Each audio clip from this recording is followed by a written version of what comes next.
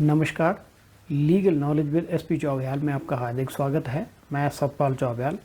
आज हम भारतीय न्याय संहिता का चैप्टर 14, इसका जो टॉपिक है ऑफेंसेस अगेंस्ट पब्लिक जस्टिस, इसकी सेक्शंस 255 टू 269 बीएनएस, इनके बारे में जानेंगे। तो आइए शुरू करते हैं। आज की हमारी पहली सेक्शन है public servant disobeying direction of law with intent to save person from punishment और property from forfeiture, section 255 BNS. लोक सेवक द्वारा किसी व्यक्ति को दंड से बचाने या किसी संपत्ति को जब्ती से बचाने के आशय से कानून के निर्देशों की उल्लंघना करना, धारा 255 भारतीय न्याय संहिता। Whoever being a public servant knowingly disobeys any direction of the law as to the way in which he is to conduct himself as such public servant, intending thereby to save or knowing it to be likely that he will thereby save any person from legal punishment or subject him to a less punishment than that to which he is liable, or with intent to save or knowing that he is likely thereby to save any property from forfeiture or any charge to which it is liable by law. तो section 255 BNS में क्या बताया गया है कि जो कोई भी लोक सेवक होते हुए जानबूझकर कानून के किसी निर्देश की जो उस संबंध में हो कि ऐसे लोक सेवक के नाते उसे किस प्रकार का आचरण करना चाहिए, अर्थात किस प्रकार से अपने कर्तव्य का निर्वहन करना चाहिए, ये जानते हुए कि ऐसी अवज्ञा वह किसी व्यक्ति को वैध दंड से बचाने के आशय से करेगा या संभवतः उसके द्वारा वैध दंड से बचाएगा, या ये जानते हुए कि उतने दंड की अपेक्षा जिससे वह दंडनीय होगा कम दंड दिलवाएगा, या किसी संपत्ति को जब्ती या किसी ऐसे प्रहार से बचाने का उसका इरादा हो जिसके लिए वह कानूनन दायित्व के अधीन हो, या ये जानते हुए कि ऐसा करने से वह उसे बचा लेगा। Shall be punished with imprisonment of either discretion for a term which may extend to 2 years or with fine or both। तो ऐसे लोक सेवक को दोनों में से किसी भांति के कारावास जो 2 वर्ष तक का हो सकेगा या जुर्माना या दोनों से दंडित किया जाएगा। अर्थात धारा 255 में क्या बताया गया है कि कोई लोक सेवक है और लोक सेवक होने के नाते उसे जिस प्रकार से अपना आचरण यानी कि अपने कर्तव्य का निर्वहन करना चाहिए वो उस प्रकार से जानबूझकर नहीं कर रहा है। किस नीयत से? ताकि किसी व्यक्ति को जो कानून के अनुसार दंड मिलना चाहिए वह उस व्यक्ति को उस दंड से बचा सके या उस दंड से कम दंड दिलवाए, या किसी व्यक्ति की संपत्ति मान लो जो है जब्त होनी है, सरकार द्वारा जब्त की जानी है, तो वह उस संपत्ति को जब्त होने से बचाए। ऐसी नीयत से अगर लोक सेवक जो है अपने कर्तव्य का निर्वहन करेगा तो ऐसे व्यक्ति को धारा 255 के अनुसार दंडित किया जाएगा। नेक्स्ट सेक्शन है public servant framing incorrect record और writing with intent to save person from punishment और property from forfeiture, section 256 BNS. किसी व्यक्ति को दंड से बचाने या संपत्ति को जब्ती से बचाने के इरादे से लोक सेवक द्वारा गलत यानी कि अशुद्ध रिकॉर्ड बनाना या गलत लेख लिखना, धारा 256 भारतीय न्याय संहिता। Whoever being a public servant and being as such public servant charged with the preparation of any record or other writing frames that record or writing in a manner which he knows to be incorrect with intent to cause or knowing it to be likely that he will thereby cause loss और injury to the public और to any person. तो धारा 256 में क्या बताया गया है कि जो कोई भी लोक सेवक होते हुए और ऐसे लोक सेवक के रूप में किसी अभिलेख यानी रिकॉर्ड या अन्य लिखित सामग्री यानी कि लेख को तैयार करने का दायित्व रखते हुए उस अभिलेख या लेख को इस प्रकार से तैयार करता है जिसे वे जानता है कि वे अशुद्ध है यानी गलत है, और ऐसा करने का उसका आशय आम जनता को या किसी व्यक्ति को हानि या क्षति पहुंचाना हो, या ये जानते हुए कि ऐसा करने से हानि या क्षति पहुंचाने की संभावना है, और with intent thereby to save और knowing it to be likely that he will thereby save any person from legal punishment, और विद इंटेंट टू सेव और knowing that he is likely thereby to save any property from forfeiture और other charge to which it is liable by law. या फिर किसी व्यक्ति को कानूनी दंड से बचाने के आशय से, ये जानते हुए कि ऐसा करने से वह किसी व्यक्ति को कानूनी दंड से बचा लेगा, या किसी संपत्ति को जब्त होने से या अन्य किसी प्रहार से बचाने के आशय से, या ये जानते हुए कि ऐसा करने से वह किसी संपत्ति को कानून उत्तरदायित्व से बचा लेगा, कोई अशुद्ध अभिलेख या रिकॉर्ड या कोई लेख तैयार करेगा। Shall be punished with imprisonment of either discretion for a term which may extend to 3 years or with fine or both। तो ऐसे लोक सेवक को दोनों में से किसी भांति के कारावास जो 3 वर्ष तक का हो सकेगा या जुर्माना या दोनों से दंडित किया जाएगा। धारा 256 में क्या बताया गया है कि कोई लोक सेवक है और लोक सेवक होने के नाते उसकी जिम्मेवारी है कि वह कोई अभिलेख यानी कि रिकॉर्ड या कोई लेख तैयार करे, परंतु वो जानबूझकर गलत अभिलेख या रिकॉर्ड या लेख तैयार करता है। किस नियत से? ताकि आम जनता को या किसी व्यक्ति को हानि या क्षति हो, या किसी व्यक्ति को वो वैध दंड से बचा सके, या किसी प्रॉपर्टी को जो है जब्त होने से बचा सके। तो ऐसे व्यक्ति को धारा 256 के अनुसार दंडित किया जाएगा। अब धारा 255 और 256 में क्या अंतर है? धारा 255 में क्या है कि लोक सेवक अपने आचरण को इस प्रकार से करता है जिससे किसी व्यक्ति को वो कानूनी दंड से बचा सके या उसे कम दंड दिलवा सके या किसी प्रॉपर्टी को जब्त होने से बचाए। लेकिन 256 में क्या है? वो अशुद्ध अभिलेख या लेख तैयार करता है ताकि आम जनता को या किसी व्यक्ति को हानि पहुंचाए या क्षति पहुंचाए, कानूनी दंड से बचा सके या किसी संपत्ति को जब्त होने से बचा सके। नेक्स्ट सेक्शन है intentional omission to apprehend on part of public servant bound to apprehend, section 259 BNS। गिरफ्तार करने के लिए बाध्य लोक सेवक द्वारा गिरफ्तार ना करना, धारा 259 भारतीय न्याय संहिता। Whoever being a public servant legally bound as such public servant to apprehend or to keep in confinement any person charged with or liable to be apprehended for an offence intentionally omits to apprehend such person or intentionally aids such person in escaping or attempting to escape from such confinement। धारा 259 इसमें क्या बताया गया है कि जो कोई लोक सेवक होते हुए लोक सेवक के रूप में किसी अपराध के लिए आरोपित या अपराध के लिए गिरफ्तार किए जाने योग्य व्यक्ति को गिरफ्तार करने या हिरासत में रखने के लिए कानूनी रूप से बाध्य है, परंतु वे जानबूझकर ऐसे व्यक्ति को गिरफ्तार करने में चूक करेगा या जानबूझकर ऐसे व्यक्ति को भाग जाने देगा या जानबूझकर ऐसे व्यक्ति को भागने या हिरासत से भागने के प्रयास में सहायता करेगा, तो ऐसे व्यक्ति को निम्न प्रकार से जो है दंडित किया जाएगा। A. With imprisonment of either discretion for a term which may extend to 7 years with or without fine if the person in confinement or who ought to have been apprehended was charged with or liable to be apprehended for an offence punishable with death। तो इसका जो point क है इसमें क्या बताया गया है कि यदि हिरासत में लिए गए व्यक्ति या जो व्यक्ति गिरफ्तार किया जाना चाहिए था वह मृत्यु दंड से दंडनीय अपराध के लिए आरोपित था या गिरफ्तार किया जाना चाहिए था, तो वह लोक सेवक जुर्माने सहित या रहित दोनों में से किसी भांति के कारावास जिसकी अवधि 7 वर्ष तक की हो सकेगी से दंडित किया जाएगा। B. With imprisonment of either discretion for a term which may extend to 3 years with or without fine if the person in confinement or who ought to have been apprehended was charged with or liable to be apprehended for an offence punishable with imprisonment for a life or imprisonment for a term which may extend to 10 years। तो point B में क्या बताया गया है कि यदि हिरासत में लिए गए व्यक्ति या जो व्यक्ति गिरफ्तार किया जाना चाहिए था वह आजीवन कारावास या 10 वर्ष तक की अवधि के कारावास से दंडनीय अपराध के लिए आरोपित था या गिरफ्तार किया जाना चाहिए था, तो वह यानी कि लोक सेवक जुर्माने सहित या रहित दोनों में से किसी भांति के कारावास जो 3 वर्ष तक का हो सकेगा से दंडित किया जाएगा। C. With imprisonment of either discretion for a term which may extend to 2 years with or without fine if the person in confinement or who ought to have been apprehended was charged with or liable to be apprehended for an offence punishable with imprisonment for a term less than 10 years। तो इसका जो point C यानी कि ग है इसमें क्या बताया गया है कि यदि हिरासत में लिए गए व्यक्ति या जो व्यक्ति गिरफ्तार किया जाना चाहिए था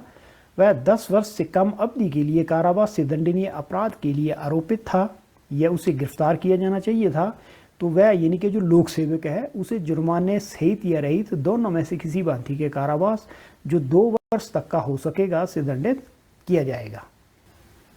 नेक्स्ट सेक्शन है intentional omission to apprehend on part of public servant bound to apprehend person under sentence और लॉफुली कमिटेड, सेक्शन 260 BNS। सजा पाए गए या कानूनी रूप से सुपुर्द किए गए व्यक्ति को गिरफ्तार करने के लिए बाध्य लोक सेवक द्वारा जानबूझकर गिरफ्तार न करना, धारा 260 भारतीय न्याय संहिता। Whoever being a public servant legally bound as such public servant to apprehend or to keep in confinement any person under sentence of a court for any offence और लॉफुली कमिटेड टू कस्टडी। तो धारा 260 में क्या बताया गया है कि जो कोई लोक सेवक होते हुए जो किसी अपराध के लिए न्यायालय के दंडादेश के अधीन या हिरासत में रखे जाने के लिए विधि पूर्व सुपुर्द किए गए किसी व्यक्ति को गिरफ्तार करने या हिरासत में रखने के लिए लोक सेवक के रूप में कानूनी रूप से बाध्य होते हुए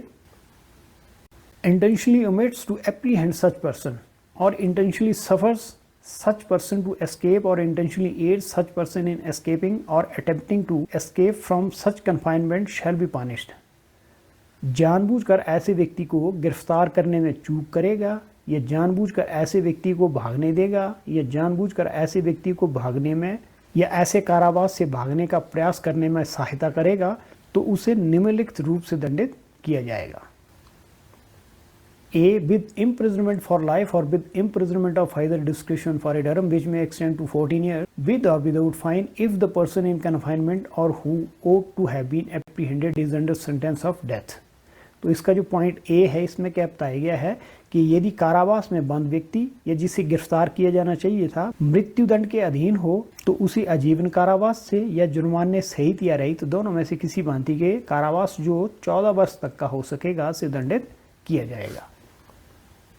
B. With imprisonment of either discretion for a term which may extend to 7 years with or without fine if the person in confinement or who ought to have been apprehended is subject by a sentence of a court or by virtue of the commutation of such sentence to imprisonment for life or imprisonment for a term of 10 years or upwards। तो इसका जो point B यानी कि ख इसमें क्या बताया गया है कि यदि कारावास में बंद व्यक्ति या जिसे गिरफ्तार किया जाना चाहिए था न्यायालय के निर्णयानुसार या दंडादेश के लघुकरण के आधार पर आजीवन कारावास या 10 वर्ष तक के या उससे अधिक अवधि के कारावास के अधीन हो तो वह जुर्माने सहित या रहित दोनों में से किसी भांति के कारावास से जिसकी अवधि 7 वर्ष तक की हो सकेगी से दंडित किया जाएगा। अर्थात पॉइंट बी में क्या बताया गया है कि जो व्यक्ति हिरासत में था या जिस व्यक्ति को गिरफ्तार किया जाना चाहिए था उसने कोई ऐसा अपराध किया था जिसमें उसे आजीवन कारावास तक की सजा हो सकती थी या उसके दंड के लघुकरण के अनुसार उसे आजीवन कारावास तक की या 10 वर्ष तक के कारावास से दंडित किया जा सकता था। लघुकरण के आधार पर अर्थात किसी व्यक्ति को मान लो पहले जो मृत्युदंड से दंडित कर दिया किसी न्यायालय ने, लेकिन सरकार चाहे तो ऐसे व्यक्ति के दंड को कम करके जो है आजीवन कारावास या किसी अन्य कारावास की अवधि के लिए बदल सकती है। तो उस प्रकार से अगर उसका दंड जो है लघुकरण के आधार पर जो है आजीवन कारावास तक के दंड से दंडनीय है या 10 वर्ष तक के कारावास से दंडनीय है तब जो लोक सेवक है उसे पॉइंट ख के अनुसार जुर्माने सहित या रहित दोनों में से किसी भांति के 7 वर्ष तक के कारावास से दंडित किया जाएगा। C. With imprisonment of either discretion for a term which may extend to 3 years or with fine or with both if the person in confinement or who ought to have been apprehended is subject by a sentence of a court to imprisonment for a term not exceeding to 10 years or if the person was lawfully committed to custody। ये जो point सी यानी कि ग है इसमें क्या बताया गया है कि यदि कारावास में बंद व्यक्ति जिसे गिरफ्तार किया जाना चाहिए था न्याय के निर्णय के अनुसार 10 वर्ष से कम की अवधि के कारावास के अधीन हो तब जो लोक सेवक है उसे दोनों में से किसी भांति के कारावास जिसकी अवधि 3 वर्ष तक की हो सकेगी या जुर्माना या दोनों से दंडित किया जाएगा। नेक्स्ट सेक्शन है एस्केप फ्रॉम कन्फाइनमेंट और custody negligently suffered by public servant, section 261 BNS। लोक सेवक द्वारा लापरवाही से कैद या हिरासत में से निकल भागना सहन करना, धारा 261 भारतीय न्याय संहिता।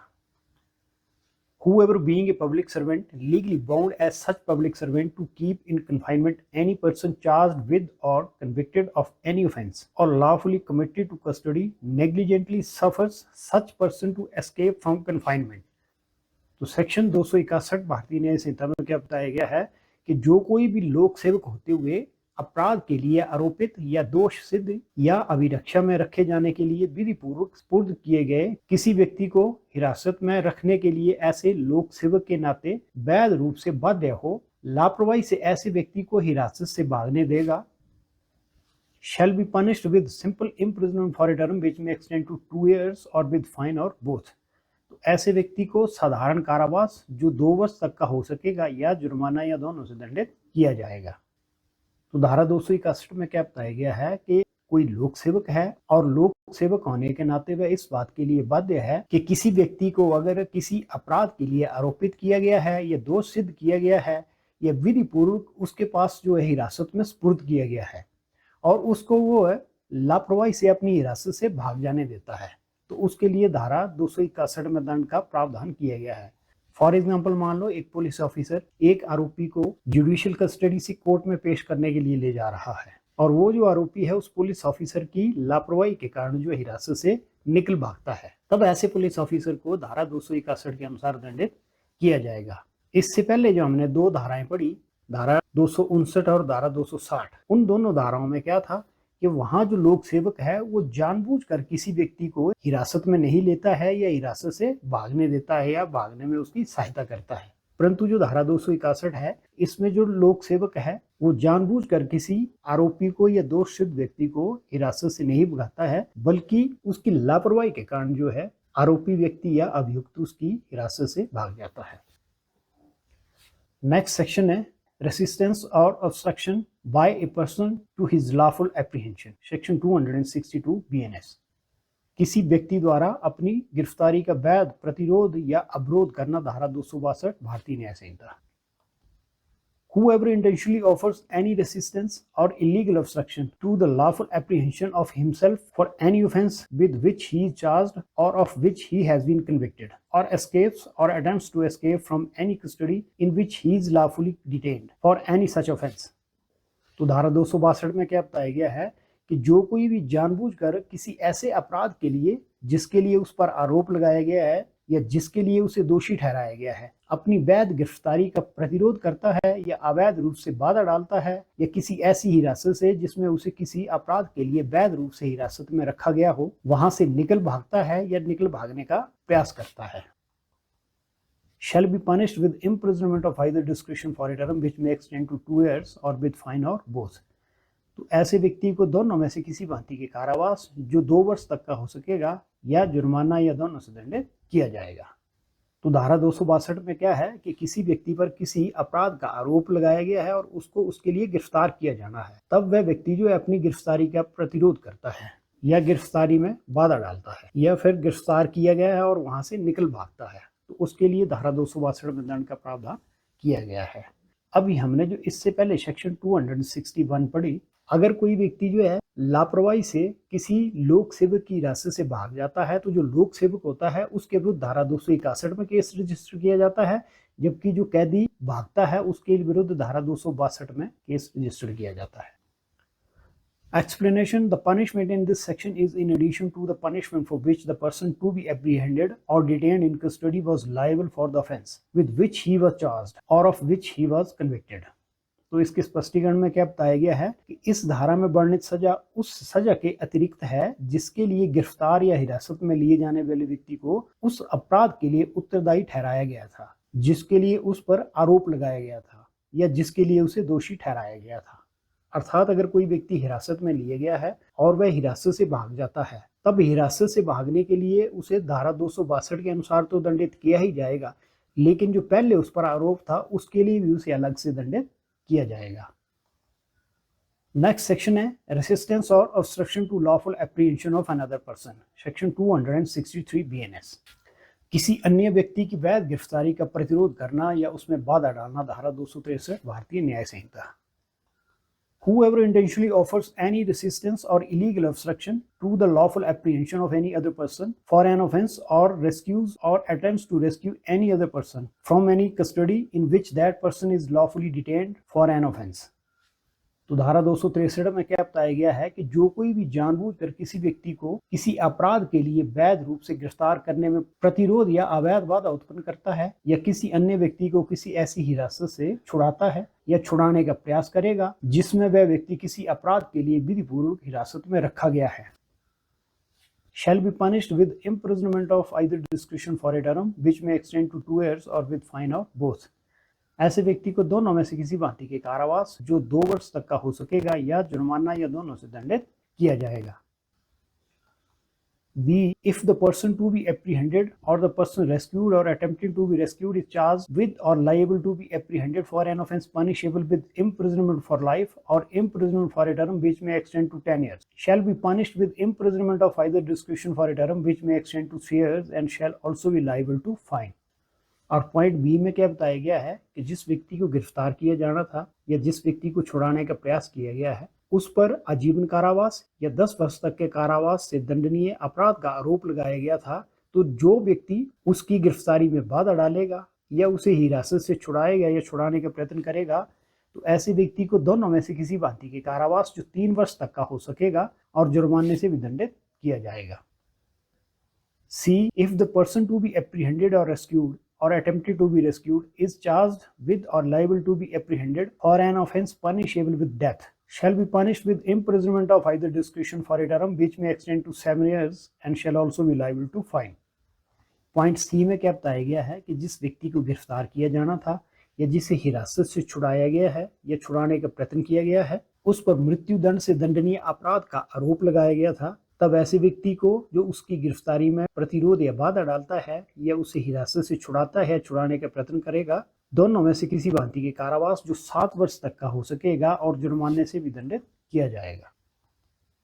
D. If the person to be apprehended or rescued or attempted to be rescued is liable under the sentence of a court or by virtue of a commutation of such a sentence to imprisonment for life or imprisonment for a term of 10 years or upwards, shall be punished with imprisonment of either discretion for a term which may extend to 7 years and shall also be liable to fine. तो जो point D है इसमें क्या बताया गया है कि जिस व्यक्ति को गिरफ्तार किया जाना था या जिसे छुड़ाया गया है या छुड़ाने का प्रयत्न किया गया है वह न्यायालय के दंडादेश के अधीन या ऐसे दंडादेश के लघुकरण के आधार पर आजीवन कारावास या 10 वर्ष या उससे अधिक अवधि के कारावास से दंडनीय अपराध के लिए आरोपी था, तब जो भी व्यक्ति उसकी हिरासत में लिए जाने के समय बाधा उत्पन्न करेगा या उसे हिरासत से छुड़ाएगा या छुड़ाने का प्रयत्न करेगा, उसे दोनों में से किसी भांति के कारावास जो 7 वर्ष तक का हो सकेगा और जुर्माने से भी दंडित किया जाएगा। E. If the person to be apprehended or rescued or attempted to be rescued is under sentence of death, shall be punished with imprisonment for life or imprisonment of either discretion for a term not exceeding 10 years and shall also be liable to fine. Point ई में क्या बताया गया है कि यदि जिस व्यक्ति को हिरासत में लिया जाना था या जिसे हिरासत से छुड़ाया गया या छुड़ाने का प्रयत्न किया गया है वो मृत्यु दंड के अधीन था, अर्थात उसे न्यायालय द्वारा मृत्यु दंड दिया जा चुका था, तब जो व्यक्ति उसकी गिरफ्तारी में बाधा डालेगा या हिरासत से छुड़ाएगा या छुड़ाने का प्रयत्न करेगा, ऐसे व्यक्ति को आजीवन कारावास या फिर दोनों में से किसी भांति के कारावास जो 10 वर्ष से अधिक नहीं होगा और जुर्माने से भी दंडित किया जाएगा। नेक्स्ट सेक्शन है violation of condition of remission of punishment, section 266 BNS, सजा माफी की शर्त का उल्लंघन, धारा 266 भारतीय न्याय संहिता। Whoever having accepted any conditional remission of punishment knowingly violates any condition on which such remission was granted। तो सेक्शन 266 में क्या बताया गया है कि जो कोई भी शर्त सजा माफी स्वीकार करने के बाद जानबूझकर उस शर्त का उल्लंघन करेगा जिसके आधार पर उसे माफी दी गई थी, shall be punished with the punishment to which he was originally sentenced if he has already suffered no part of that punishment, and if he has suffered any part of that punishment then with so much of that punishment as he has not already suffered। उसे उस सजा से दंडित किया जाएगा जो उसे मूल रूप से दी गई थी यदि उसने पहले से उस सजा का कोई भाग नहीं भुगता है, और यदि उसने उस सजा का कोई भाग भुगता है तो उसे उस सजा का उतना भाग भुगतना होगा जितना उसने पहले नहीं भुगता है। फॉर एग्जाम्पल, मान लो किसी व्यक्ति ने कोई अपराध किया और न्यायालय ने उसे जो 1 साल की सजा दे दी, परंतु न्यायालय ने साथ में उसे जो है माफ़ी भी दे दी और कुछ शर्तों के साथ उसे रिहा कर दिया कि 1 साल तक वह इन शर्तों का पालन करेगा। अब मान लो उन शर्तों को वो तोड़ देता है तो उसको गिरफ्तार किया जाएगा और फिर जो 1 साल का दंड उसे न्यायालय द्वारा दिया गया था उतना उसे दंड भुगतना पड़ेगा। या अन्य कंडीशन में मान लीजिए कि न्यायालय ने उसे 1 साल का दंड दिया और फिर उसने 6 महीने का दंड जो भुगत लिया है, फिर उस 6 महीने के दंड को भुगतने के बाद न्यायालय ने उसको माफ़ी दे दी कुछ शर्तों के साथ। अब उसने उन शर्तों का जो उल्लंघन कर दिया, तब उसे जो बकाया 6 महीने का दंड है खाली उतने दंड से ही दंडित किया जाएगा।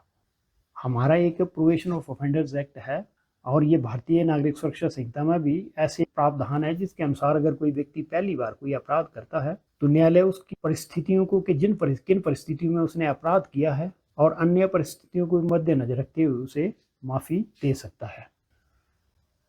नेक्स्ट सेक्शन है failure by person released on bail bond और bond to appear in court, section 269 BNS. जमानत या बंद पत्र पर छोड़े गए व्यक्ति द्वारा न्यायालय में हाजिर होने में असफलता, धारा 269 भारतीय न्याय संहिता।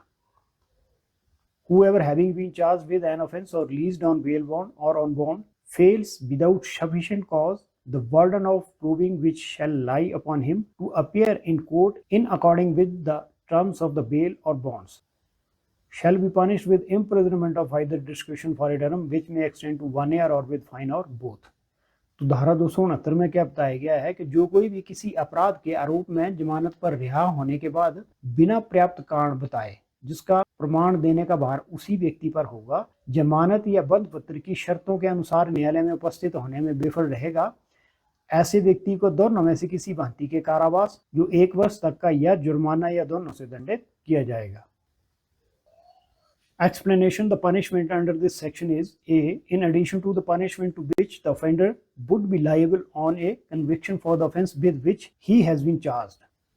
तो इसके स्पष्टीकरण में क्या बताया गया है कि इस धारा के अधीन दंड उस दंड के अतिरिक्त होगा जिसके लिए अपराधी उस अपराध के लिए दोषी पाए जाने पर उत्तरदायी होगा जिसके लिए उस पर आरोप लगाया गया है। अर्थात अपराधी पर जो पहले से आरोप लगाया गया है इस धारा के अंतर्गत दिया जाने वाला दंड उस दंड के अतिरिक्त होगा। B. Without prejudice to the power of court to order forfeiture of the bond। ख. न्यायालय की बंद पत्र जब्त करने का आदेश करने की शक्ति पर प्रतिकूल प्रभाव डालने वाला नहीं होगा।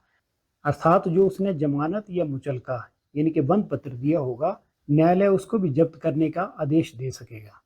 धारा 269 में क्या बताया गया है कि मान लीजिए किसी व्यक्ति पर किसी अपराध करने का आरोप लगा है और उस पर न्यायालय में जो है केस चल रहा है, तो ऐसे में क्या होता है कि न्यायालय कई बार अपराधी को जो है जमानत और मुचलके पर रिहा कर देता है कि वह व्यक्ति जो है जब भी उसे कोर्ट में पेश होने का आदेश दिया जाएगा वो पेश होता रहेगा। अब न्यायालय ने किसी व्यक्ति को जमानत या मुचलके पर रिहा कर दिया है और वो व्यक्ति जो है न्यायालय के आदेश के अनुसार कोर्ट में पेश नहीं होता है, तब ऐसे व्यक्ति को जो धारा 269 बीएनएस के अनुसार दंडित किया जाएगा और इस धारा के अंतर्गत जो दंड दिया जाएगा वो उस दंड के अतिरिक्त होगा जिसके लिए पहले से उस पर केस चल रहा है। और ये भी कि न्यायालय ने जितनी राशि के जमानत और मुचलके पर उसे रिहा किया था उतनी ही राशि जो है न्यायालय उसके बंद पत्र को फॉरफीचर करके उससे प्राप्त कर सकेगा।